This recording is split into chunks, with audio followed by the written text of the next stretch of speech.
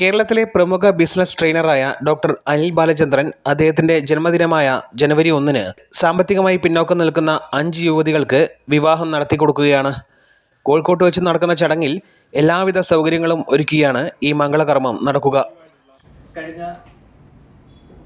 കുറേ വർഷങ്ങളായിട്ട് നമ്മൾ ചെയ്യുന്ന ചില പ്രവർത്തികളുണ്ട്.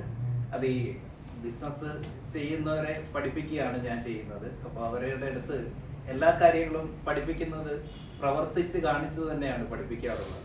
അപ്പോൾ അവർ എങ്ങനെയാണ് അവർക്ക് കിട്ടുന്ന ലാഭം എന്ത് ചെയ്യണം, എങ്ങനെ അത് വിനിയോഗിക്കണം എന്ന് കൃത്യമായി ചെയ്ത് കാണിച്ചുകൊണ്ട് തന്നെയാണ് വർഷങ്ങളായിട്ട് ഞാൻ അവരെ പഠിപ്പിക്കുന്നത്.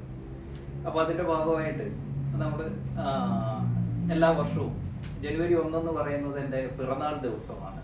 ആ ദിവസം നമ്മൾ ഒരു 5 കുഞ്ഞുങ്ങളെ അവരുടെ എല്ലാ കാര്യങ്ങളും നോക്കി, എൻ്റെ സ്വന്തം സഹോദരിമാരുടെ വിവാഹം എങ്ങനെയാണോ നടത്തുന്നത് ആ രീതിയിൽ ഏറ്റവും എന്താ പറയുന്നത്, ഒരു ആംഗലേയുടെ സ്ഥാനത്ത് നിന്ന് എങ്ങനെയാണോ അത് നടത്തേണ്ടത് എല്ലാ കാര്യങ്ങളും ചെയ്തുകൊണ്ടാണ് നമ്മളത് നടത്താറുള്ളത്.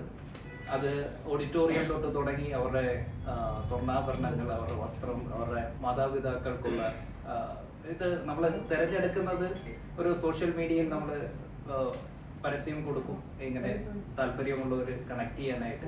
അത് നമ്മൾ സെലക്ട് ചെയ്യുന്നത് ഓൾറെഡി വിവാഹം ഉറപ്പിച്ചു വെച്ചിരിക്കുന്ന എന്നാൽ സാമ്പത്തികപരമായിട്ട് അത് നടത്താൻ ബുദ്ധിമുട്ടുള്ള ആളുകളെ കണ്ടെത്തി, വീട്ടുകാർ തമ്മിൽ ഉറപ്പിച്ചു വെച്ചിരിക്കുന്ന എന്നാൽ അത് നടത്താൻ സാമ്പത്തിക ബുദ്ധിമുട്ടുള്ളവരുടെ വിവാഹം നടത്തി കൊടുക്കുക എന്നുള്ളതാണ് നമ്മൾ ചെയ്യുന്നത്. അപ്പോൾ ഓഡിറ്റോറിയത്തിലായിരുന്നു നമ്മൾ ഈ വിവാഹം നടത്തിക്കൊണ്ടിരുന്നത്, കേരളത്തെ ഏറ്റവും നല്ല ഓഡിറ്റോറിയം. പക്ഷേ ഈ തവണ നമുക്ക് ആ ഡേറ്റിൽ അവിടെ കിട്ടിയില്ല, ഒരു ക്ലാഷ് ഉണ്ടായി ഡേറ്റിന്. അങ്ങനെ പിന്നെ അടുത്ത സ്ഥലം ഏത് എന്ന് നോക്കിയ ഉടനെ പിന്നെ അടുത്തുള്ളത് കരുനാഗപ്പള്ളി, തിരുവല്ല അങ്ങനെയൊക്കെയുള്ള സ്ഥലങ്ങളാണ്. പിന്നെ നോക്കിയ ഉടനെ എന്തോ ഇല്ല, ഇവിടെയല്ല,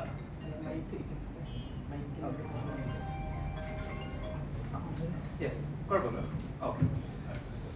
അപ്പൊ എന്തുകൊണ്ട് കോഴിക്കോട് കായംകുളത്ത് നമ്മൾ നടത്തിക്കൊണ്ടിരുന്ന ഓഡിറ്റോറിയത്തിൽ ഈ വർഷം നമുക്ക് ഡേറ്റ് അവൈലബിലിറ്റിയുടെ ഒരു പ്രശ്നം വരികയും പിന്നെ തൊട്ടടുത്ത സ്ഥലങ്ങളൊക്കെ നോക്കിയെങ്കിലും എനിക്ക് ഏറ്റവും കൂടുതൽ കഴിഞ്ഞ 10 വർഷമായി ഞാൻ ഈ മേഖലയിലുണ്ട്. ഞാൻ ബിസിനസ് ട്രെയിനിങ് നടത്തുകയാണ്.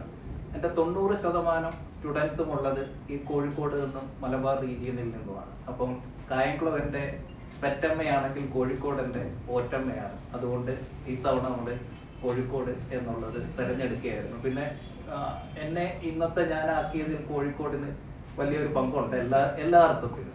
അപ്പം അതും കൂടെ വെച്ചുകൊണ്ടാണ് നമ്മൾ ഈ പ്രാവശ്യം ഇവിടെ വെച്ച് ഈ വിവാഹം നടത്തുന്നത്. അപ്പോൾ